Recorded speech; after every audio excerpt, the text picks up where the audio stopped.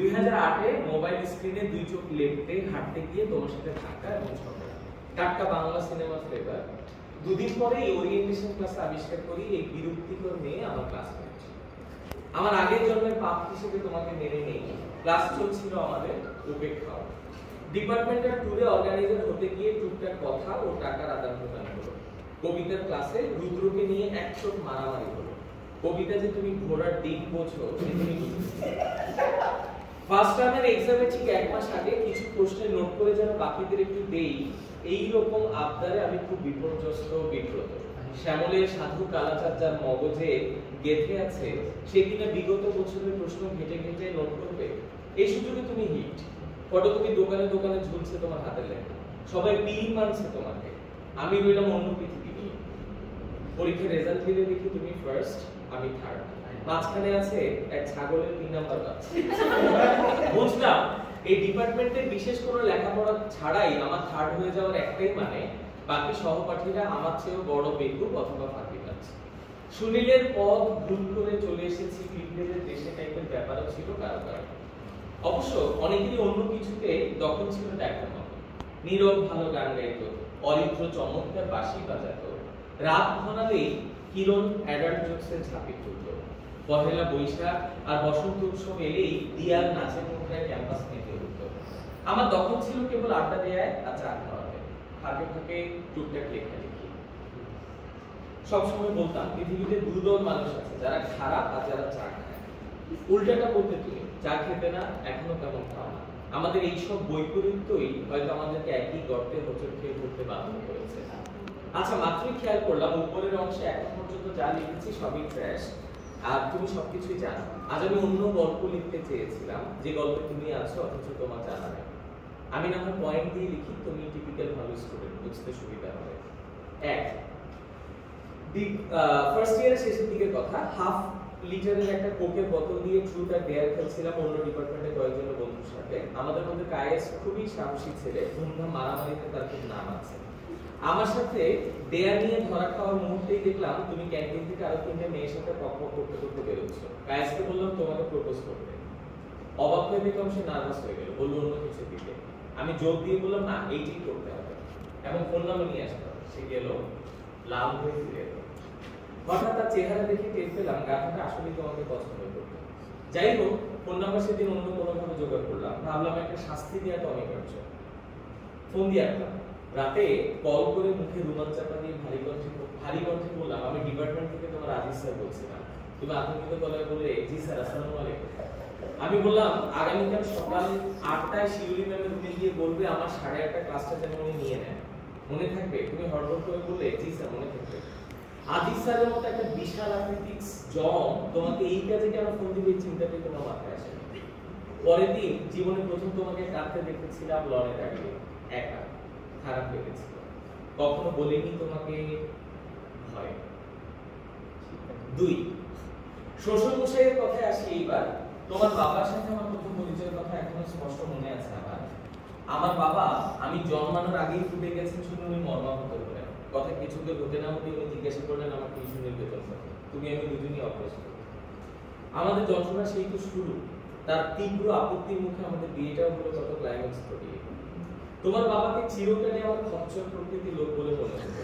যে পথটা তিনি রিকশায় আসতে পারেন সেই পথ অন্য 10 জনের সাথে একসাথে বাসে চলতে চলতে আসে। বাজারে 15 টাকার কাঁচা পেঁপে 14 টাকায় পাওয়ার জন্য 8 ঘন্টার তর্ক আমার এখনো কানে বাজে। তাই আমি পারতপক্ষে তোমার বাপকে সবসময় এড়িয়ে চলেছি। এমনকি বিয়ের পরে রিকশায় আসতে বলেছি, হেঁটে এসেছি। 600 টাকার লুঙ্গি কিনে বলেছি 300 টাকায় কিনেছি। তারপরে তার মুখোমুখি দেখলে মনে হয় ফ্রিতে দিয়ে দিত দোকানটা উনি গেলে। একদিন তো শখের একটা টেবিলে একটা দাম জিজ্ঞাসা করা মুখের উপর বিরক্ত হয়ে বলেছে দাম নেয়নি, আপনার নাম বলাতে এমনিতেই দিয়ে দিল।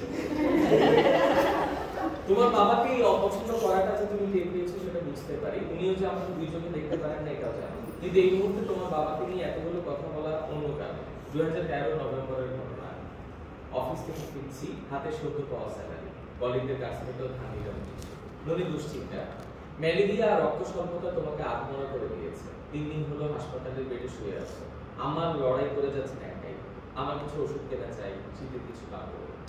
বাকি টাকাটা দিয়ে কেবিনে বিল চুকাতে হবে। একটা শপিং মলের কাছাকাছি আসতেই অন্ধকারে 6 জন মুখে রুমালে ঢাকা লোক ছুরি ধরে সব টাকা নিয়ে নেয়। আমি বোকার মতো ধস্তাধস্তি করতে গিয়ে পেটের বাম পাশে ছুরির ধাই এসে থাকে। ব্যথায়, হতাশায়, অপমানে রাস্তায় বসে কেঁদে উঠি।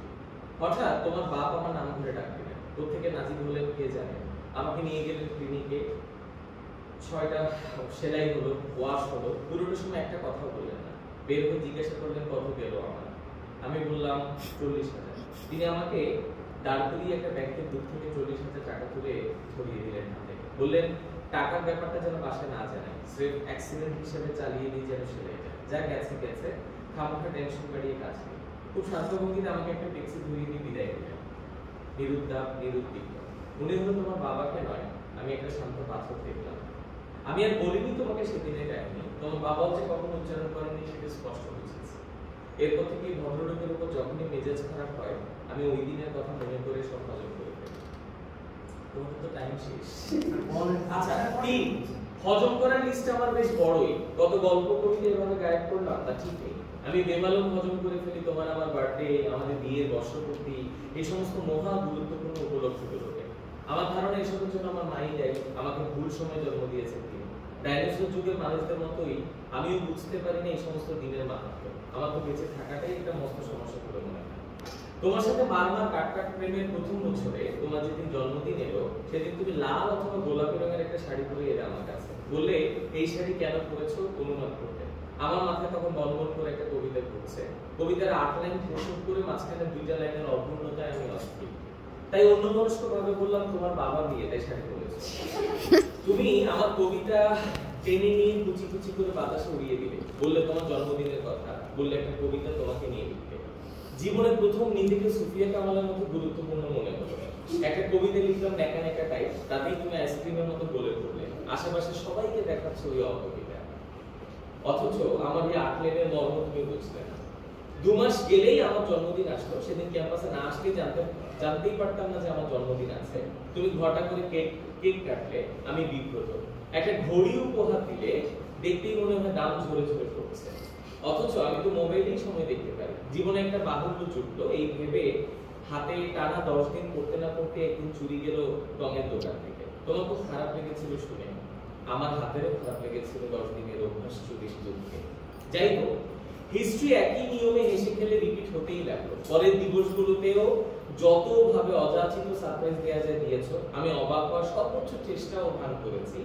অভিমান করেছো নিজের জন্মদিনে, বিয়ে বার্ষিকীতে। আমি সেই ক্ষত এবং ক্ষতি পুষিয়েছি কবিতায়, হাসি ঠাট্টায়। কখনো ভাবিনি তোমাকে এইভাবে চিঠি লিখতে বসবো বিয়ের বছর পূর্তিতে। যেরকম ভাবিনি তুমি আমাকে একদিন সত্যি চমকে দিবে।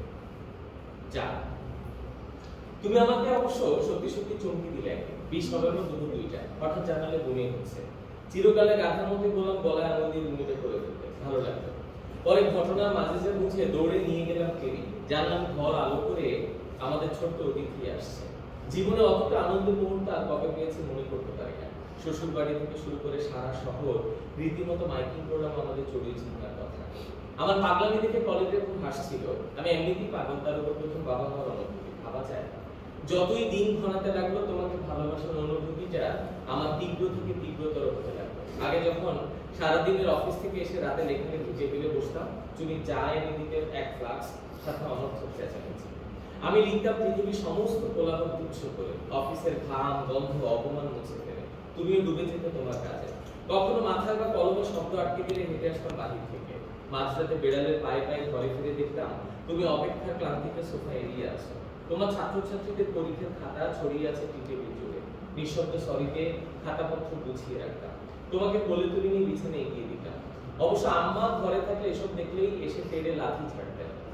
কিন্তু এই দিনগুলিতে আমাদের অনাগত অতিথি অনেকটাই গুছিয়ে আনলো আমার বেঁচে থাকার উলটপালট ছুটিটা। তুমি ডিপার্টমেন্ট থেকে মাতৃত্বকালীন ছুটি নিবে করছো। আমি অফিস শেষ হতেই পরিমণি করে উড়ে আসছি বাসায়। তোমাকে আনাড়ি হাতে চা করে দিচ্ছি, খাবার গরম করে দিচ্ছি, ইন্টারনেট ঘেটে ঘেটে বের করছি ঘুমে বেড়ে ওঠার গল্প। তোমার পেটে কান পেতে শুনতে চেষ্টা করছি নড়াচড়া শব্দ। কি নাম রাখা যায় আমাকে চড়ুই ছানা, তা নিয়ে বিস্তর গবেষণা চলছে। 25টা দীর্ঘতম সপ্তাহ পার হয়ে এসে জানতে পারলাম আমাদের মেয়ে আসছে। অনেক তর্কযুদ্ধের পরে নাম ঠিক হলো রূপকথা। 1 পদের নাম, কিছু নেই আগে পরে। আমি বসে গেলাম রূপকথার জন্য পৃথিবীর সবচেয়ে সুন্দর গল্পটা লিখতে বলে। আমার মেয়ে যখন বড় হবে, যখন বড় বড় চোখে দেখবে চারপাশ অবাক বিষয়ে, তখন আমি রাতের বেলা বিছানার পাশে বসে ওকে এই গল্প শোনাবো। মেয়ে বড় হয়ে ভাববে তার বাবা কত ভালো, কত বড়। পৃথিবী আমাকে নিয়ে চিরকালই কানামাছি ফেলেছে। অন্ধ চোখে যখনই ফুল ভেবে যায় স্পর্শ করেছি, রক্তে ভরে গেছে না। আনন্দে এসে যখনই পড়া নেড়েছে, দরজা খুলতে দেখা পেয়েছি কান্না। জানি না কেন এমন হয়। তুমি শেষ দিন ডিপার্টমেন্টে গেলে, কনস্ট্রাকশনে কাজ চলায় নিয়মিত সিঁড়ি বন্ধ। নামতে গেলে একটা নড়বড়ে লোক সিঁড়ি বেয়ে, পা ফসকে পুরো একটা তলা। তারপর হাসপাতাল। আমি দমবন্ধ ছুটলাম হাসপাতালে। জানলার ওপাশ থেকে তোমাকে দেখলাম। জানলাম তুমি ঠিক আছো, দুটো ফ্র্যাকচার হয়েছে। আর রূপকথা, আমাদের রূপকথা চিরকালের রূপকথা হয়ে গেছে। 5 তুমি বেঁচে আছো অথই, শরীর শুকিয়ে কাঠ। নিজেকে ক্ষমা করতে পারবে। চাকরি ছেড়ে কিছুদিন মৃতের মতো ছিলাম আমিও। এখন একটা নতুন চাকরি নিয়েছি স্রেফ ভুলে থাকাটায়। আমাদের কথা হয় না খুব একটা। কত কিছুকে ভাষা দিয়েছি এই জীবনে, তোমাকে সান্ত্বনা দেওয়ার কোনো ভাষা ছিল না। জড়িয়ে ধরে কেঁদেছি কেবল। রূপকথার জন্য কেনা ছোট ছোট স্বপ্নের কাঁথা, নরম জুতারা তোমাকে ঘিরে আছে। এর মধ্যে আরো একটা মাস পার হলো, আমাদের বিয়ের দিনটাও এলো। তুমি না বুঝেই আমার লেখা পছন্দ করতে, যেভাবে আমি চিরকাল না বুঝেই ভালোবেসে গেছি তোমাকে। তোমাকে জীবনে প্রথমবারের মতো চমকে দিতে খুব ইচ্ছে করছিল, তাই এই দিনটা মনে রেখে চিঠিটা লেখা। তোমাকে এখন আগের চেয়ে আরো বেশি ভালোবাসি। আমার সমূহ অযোগ্যতা, আলস্য, পাগলামি আর অহংকারকে প্রশ্রয় দেওয়ার মতো তুমি ছাড়া কেউ নেই। আমার রূপকথা আকাশে চলে গেছে, বেহেশতের ফুল হয়ে ফুটে আছে আকাশে।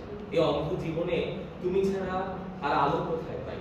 তোমাকে হারানোর সামর্থ্য আমার নাই। তোমার হাসির শব্দ শুনি না বহুদিন হয়। একটু স্বাভাবিক হও, একটু হাসো আজ। আমি না হয় তোমার দুধ, আমার কিছু খাতা কেটে দিলাম, না বুঝে নাম্বার দিলাম দুটো ধরে। শুভ বিবাহ বার্ষিকী অথই, যুগ যুগ চির। ইতি তোমার খারাপ মানুষ। এনিওয়ে তোমাদের